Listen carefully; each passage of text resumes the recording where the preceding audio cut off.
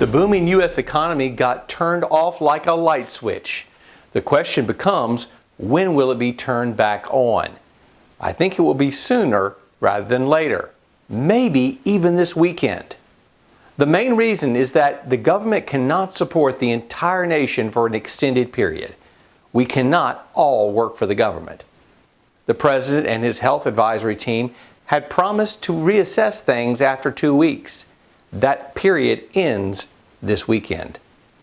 Turning off the economy will probably mean a contraction of gross domestic product, or GDP, of 17%, which would be the deepest quarterly decline since the 1950s.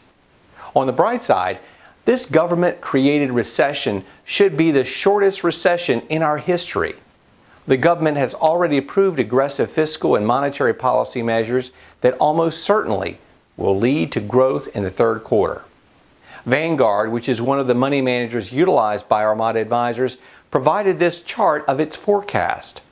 Notice the abrupt decline followed by the rapid rise before steadying out. Additionally, the rolling 10-year return forecasts have dramatically turned more positive lately. At the end of 2019, the forecasts were for 4.4% a year. Through March 12th, the forecast was 6.8%. Now we're about 8%, which is the area where we were post-March 2009 when the last big bull market began.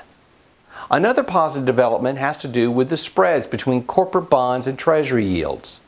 In the investment-grade credit space, spreads are almost 300 basis points, which has historically rewarded investors with an annual return of 12.6%.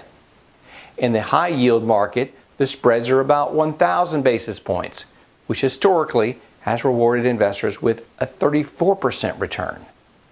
Based upon the recent declines in both the stock and bond markets, these should be comforting outlooks.